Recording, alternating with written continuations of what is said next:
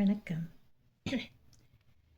இன்றைய பதிவில் கேள்வி என்ற அதிகாரத்தில் குறட்பாக்கள் சொல்லுவதாக இருக்கிறேன். அதுவும் உங்கள் பாடப்பகுதியை சேர்ந்தது. கேள்வினா என்ன? நாம் ஒருத்தர்கிட்ட கேட்குறோம்ல, இது என்ன அது என்னன்னு. அது கேள்வி கிடையாது. அப்போ என்ன கேள்வி? கேட்டல், காதுகளால் கேட்டல். எந்த ஒரு விஷயமுமே படின்னு சொன்னால் படிக்க மாட்டோம். சினிமா பாருங்கள், நல்லா ஜாலியாக பார்ப்போம். அதில் எதாவது கேள்வி கேட்குறோமா? கண்டிப்பாக கேட்க மாட்டோம். ஏன்? நமக்கு அது பிடிச்சிருக்கு. அது வேடிக்கை பார்ப்போம், அப்படியே வரும். அதில் ஏதாவது நல்ல செய்திகள் இருக்கின்றனவான்னு பார்ப்போமா? அதெல்லாம் பார்க்க மாட்டோம்.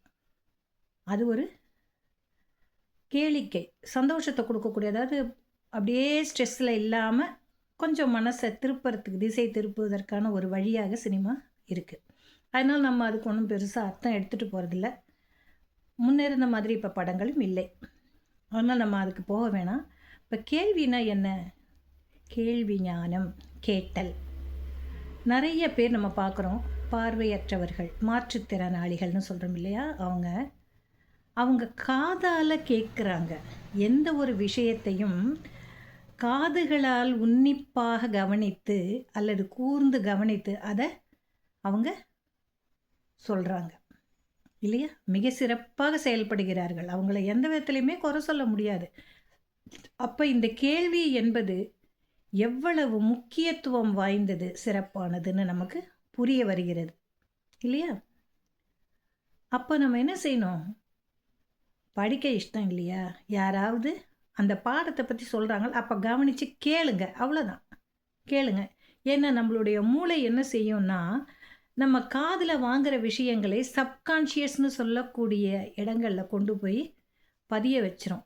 ஒரு உதாரணம் சொல்கிறேனே, எல்லார் வீட்லேயும் நம்ம கேலண்டர் வச்சுருக்கோம், இல்லைன்னா தலை சீவரத்துக்கு கண்ணாடி வச்சுருக்கோம் இல்லையா? இது மிக ரொம்ப சாதாரணம். கண்ணாடி எங்கன்னு தினமும் தேடிக்கிட்டா ஓடுறீங்க? இல்லை தானே? கேலண்டர் இருக்குது. டக்குன்னு போனோடனே என்ன பண்ணுவோம்? தேதியை கிழிப்போம்.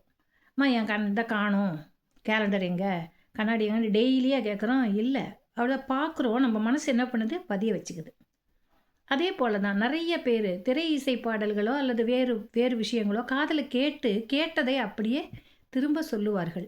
அப்போ அந்த கேள்வி அப்படிங்கிறது, கேட்டல் என்பது மிக முக்கியத்துவம் வாய்ந்ததாக கொள்ளப்படுகிறது. அதனாலேயே அவர் என்ன பண்ணுறாரு? அதிகாரங்களாக பிரித்து நமக்கு சொல்கிறார். இப்போது அதில் ஒரு குறள், செல்வத்துள் செல்வம் செவி செல்வம் அச்செல்வம் செல்வத்துள் எல்லாம் தலை. செல்வத்துள் செல்வம் செவி செல்வம் அச்செல்வம் செல்வத்துள் எல்லாம் தலை.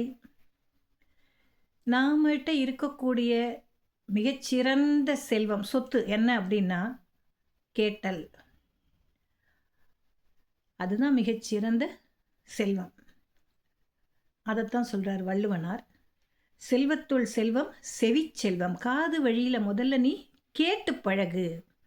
அதுவே உனக்கு மிகச்சிறந்த வளமையை தரக்கூடிய செல்வமாக அமையும்.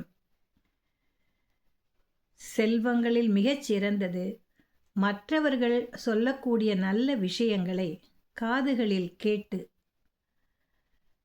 அதன்படி நடந்தால் அதுவே நம்மகிட்ட இருக்கக்கூடிய மிகச்சிறந்த சொத்து. புரியுதா? நாளைக்கு பார்க்கலாம்.